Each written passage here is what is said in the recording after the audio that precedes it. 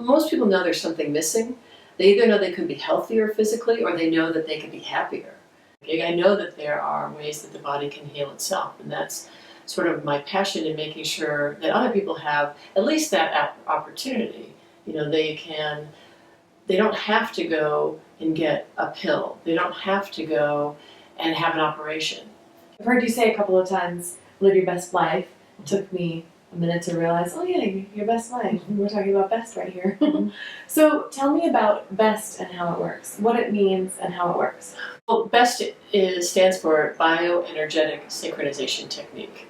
And it is a modality that comes out of a chiropractic philosophy that if you remove the interference, the body will heal.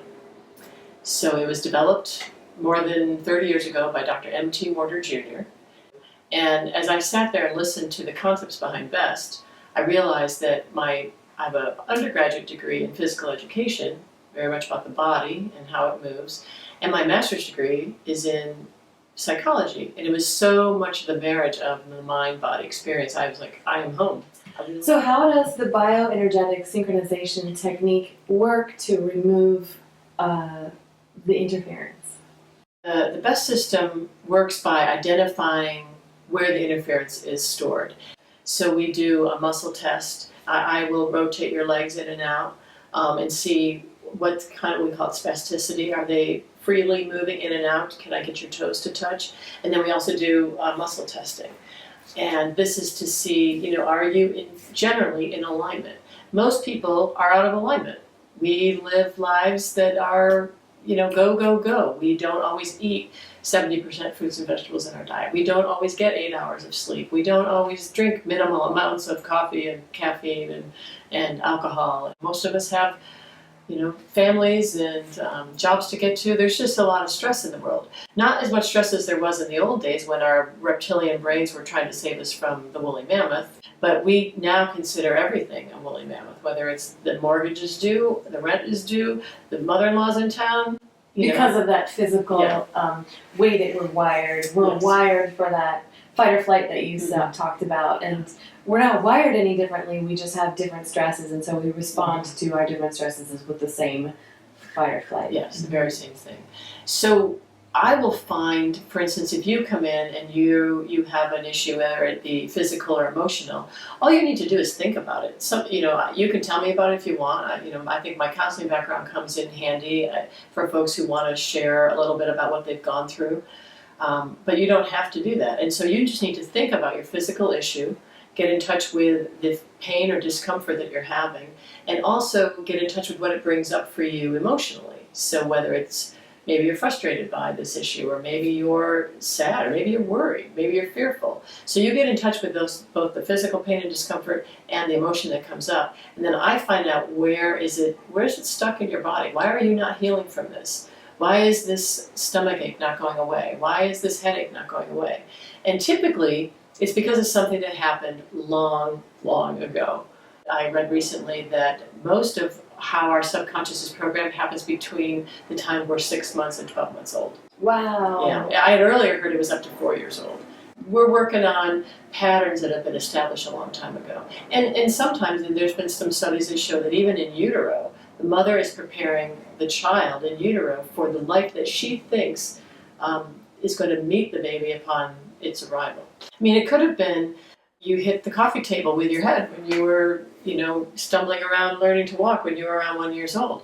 Well, that was not a major moment in your life because you probably fell 140 more times by the time you were 8. But that could have been the time that, maybe your aunt was taking care of you, and you laid into your subconscious that it's not safe unless my mother's here, or, my aunt is not a safe person to be around. I can hear what you're saying about, I was 8 months old and I hit my head on the coffee table and now I'm a failure in life. Or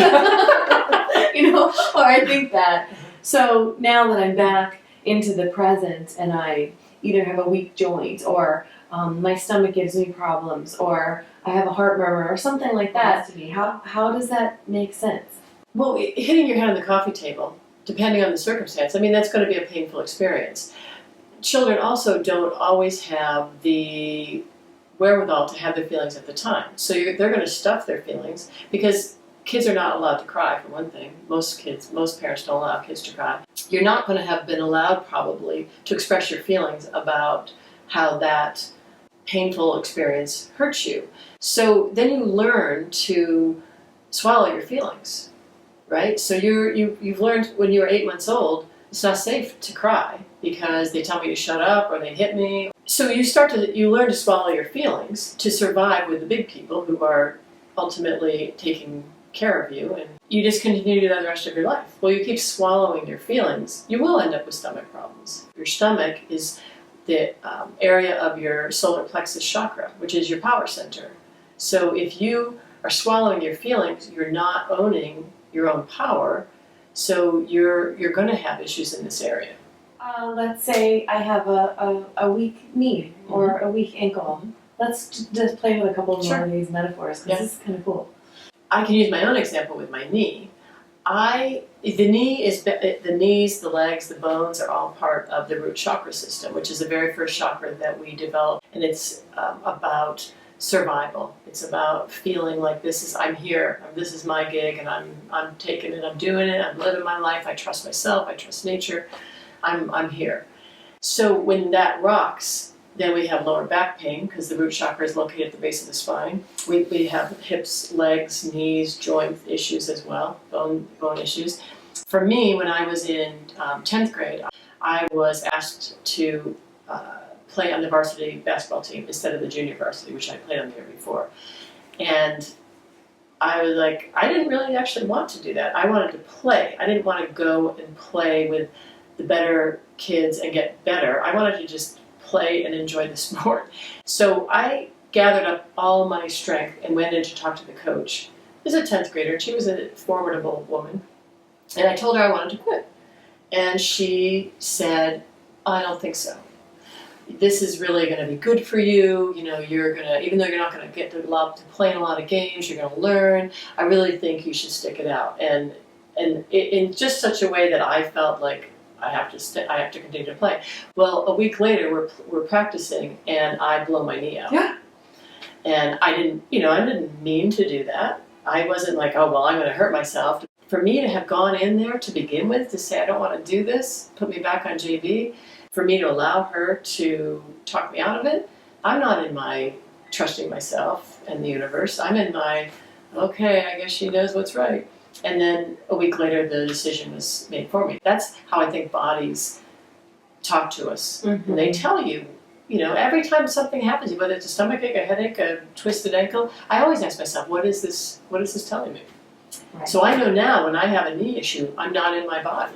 I'm not grounded. I'm not believing in my own survival. I'm not taking charge of my own life.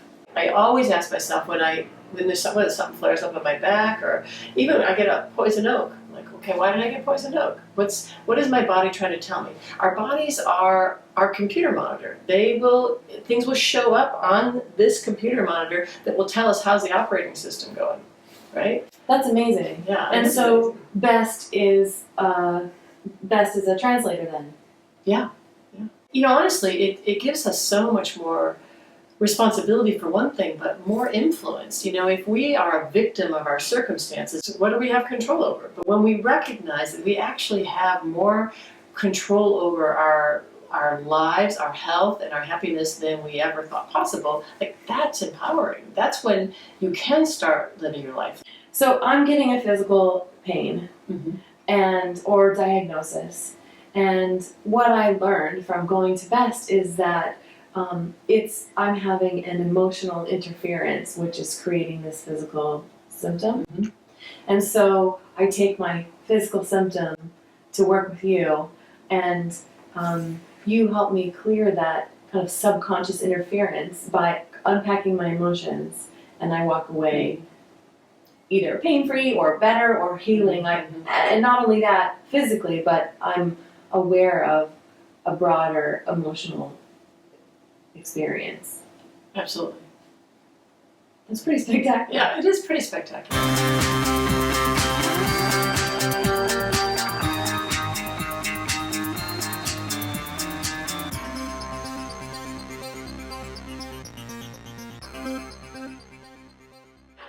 You've healed yourself. Isn't feel that myself. awesome?